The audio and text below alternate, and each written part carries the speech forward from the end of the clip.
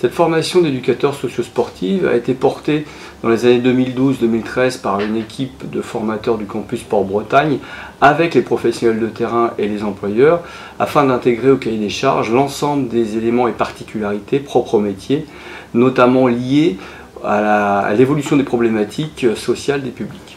Les collègues des services de l'État, principalement ceux de services solidarité de la cohésion sociale d'Ille-et-Vilaine, les collègues des services des sports, des services animation enfants-jeunesse des collectivités territoriales, les professionnels des associations sportives, des associations d'insertion comme Brest Insertion Sport qui est basée sur Rennes, ceux de la PJJ, protection judiciaire de la jeunesse, ceux des services hospitaliers, des centres sociaux et bien d'autres encore, se sont tous réunis autour de la même table pour imaginer comment les futurs professionnels pourraient intervenir auprès de tous les publics, y compris les publics les plus fragilisés, et ou en situation d'exclusion. De ces travaux allaient naître les contours d'un métier émergent qui allait pouvoir s'appuyer sur une architecture composée de plusieurs diplômes complémentaires.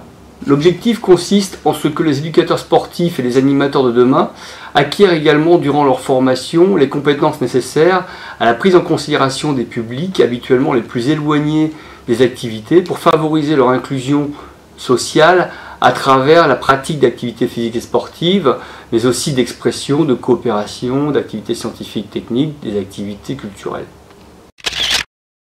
Les stagiaires quittent la formation au bout de 15 mois, ils sont donc devenus des professionnels. Mais ce qui est important pour nous, formateurs, c'est qu'ils continuent de se poser des questions, de questionner leurs pratiques professionnelles, afin de répondre au mieux aux besoins des publics qui sont en perpétuelle mutation. Pendant la formation, les stagiaires expérimentent et apprennent de nouvelles méthodologies. Grâce à cela, ils sont capables de s'intégrer dans une équipe pluridisciplinaire et d'apporter une véritable valeur ajoutée à cette équipe pour aider les projets de vie des différentes personnes et différents publics qu'ils ont en relation. Après avoir proposé 2 sessions de formation 2013-2014 et 2015-2016, il était important pour nous formateurs d'aller à la rencontre de nos anciens stagiaires afin de savoir ce qu'ils étaient devenus comme professionnels et ce qu'ils pensaient de la formation qui leur avait été proposée. Nous vous proposons donc maintenant de nous suivre dans ces différentes rencontres. Alors, je m'appelle Cécilia, je suis éducatrice sportive et je suis ce qu'on appelle multi-employeur. J'ai divers emplois, surtout dans le cadre sportif. Je peux intervenir aussi bien dans les TAP, donc tout ce qui est temps d'activité périscolaire avec les enfants à partir de 6 ans. Ensuite, j'interviens en maison d'arrêt avec les détenus entre 18 et 75 ans. J'interviens également à la maison de quartier de la découverte avec les enfants de 7 à 10 ans, avec un public fragilisé. Je m'appelle Colin Filbaud, j'ai 33 ans et donc aujourd'hui j'exerce le métier d'animateur présence de rue sur le quartier de Borgard à Rennes.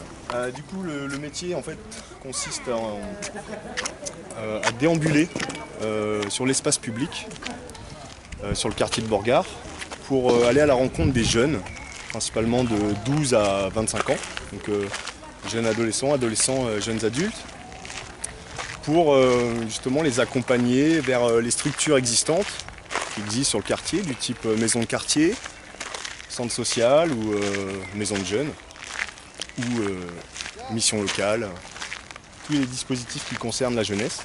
Je m'appelle Pierre Luigi, j'ai 27 ans.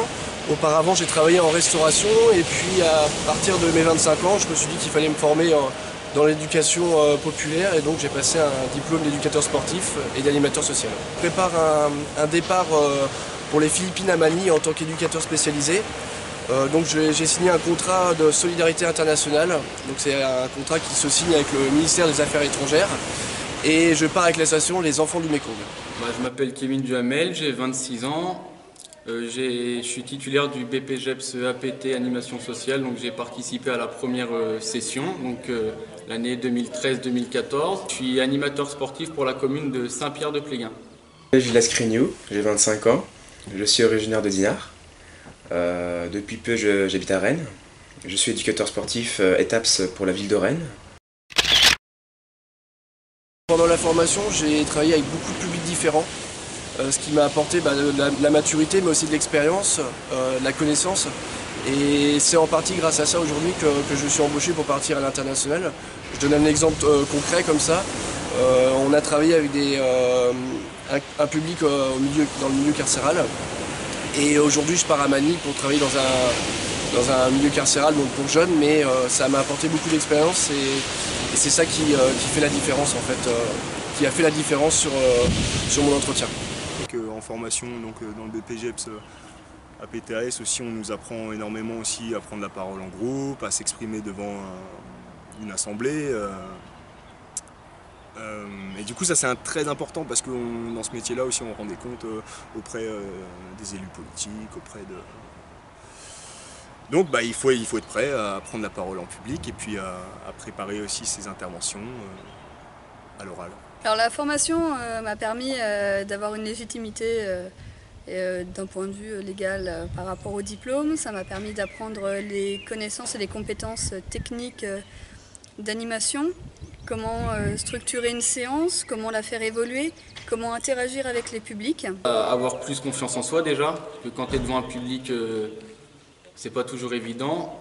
Mais cette formation m'a permis également au niveau relationnel d'être plus serein devant les différents publics et de gérer au mieux les situations ou les petits couacs qu'il peut y avoir dans la vie de tous les jours. Des trucs tout bêtes, déjà être à l'heure et tout, préparer, même anticiper les événements. Parce qu'on ne se rend pas compte, mais c'est pas une séance de sport, c'est pas que le temps où les enfants sont là, c'est aussi de l'anticipation. Il faut installer, après donc on reçoit les enfants, la posture, l'image qu'on renvoie aussi, la façon dont on leur parle, et aussi tout ce qui est rangement après. Mais oui, ça s'apprend et tout, c'est important. Alors les aspects les plus intéressants, c'est vraiment l'échange, le partage que je peux avoir avec les différents publics. Ça va être certains publics fragiles qui vont venir se confier à moi en début ou en fin de séance. Le fait d'essayer de les pousser, de se dépasser, de s'extérioriser. C'est suivant les publics, l'échange se fait mais dans les deux sens. Moi, je peux leur apporter des connaissances, des compétences. Je peux aussi leur apporter parfois un soutien moral, psychologique, une oreille attentive. Et à l'inverse, eux-mêmes m'apportent beaucoup, notamment à la maison d'arrêt où c'est un réel échange et un réel partage.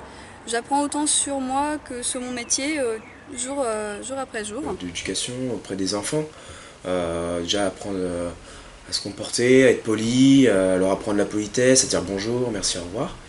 C'est important. Et après, sur le côté sportif, c'est leur apporter, comme on a appris, les acquis. Donc un savoir-faire et aussi un savoir-être, tout simplement. C'est un métier où il faut vraiment s'adapter à toutes circonstances et vraiment également en fonction de l'enfant, parce que les enfants n'ont pas toujours les mêmes réactions. Comme on avait dit lors de la formation, chaque enfant est unique, donc il faut essayer de gérer enfant par enfant, ce qui n'est pas toujours évident. Mon métier, pour moi, ce qui me semble le plus utile, c'est également créer du lien avec les différents acteurs de la commune. D'autres publics comme la maison d'arrêt, il y a un réel impact sur mon travail. Au début, ça a été un travail de mise en confiance, le fait qu'ils m'acceptent en tant que femme, parce que c'est un milieu d'hommes. Le temps qu'ils m'acceptent en tant que femme, qu'ils acceptent que je sois éducatrice sportive, que je peux leur apporter quelque chose. Maintenant, c'est eux qui viennent vers moi et qui me demandent des conseils. Donc l'une des difficultés majeures que j'ai eues, ça a été malgré tout de trouver des emplois. Ça a été beaucoup de recherches et beaucoup d'emplois précaires. Encore aujourd'hui, au bout de 3 ans, je cumule jusqu'à 7 employeurs différents. Il faut aussi prendre des initiatives et ne pas avoir, ne pas avoir peur de se lancer, de proposer des animations, quitte à justement faire peut-être dans un premier temps des erreurs justement. C'est beaucoup de partage, de connaissances, de connexion, de réseautage pour pouvoir réussir à trouver un emploi.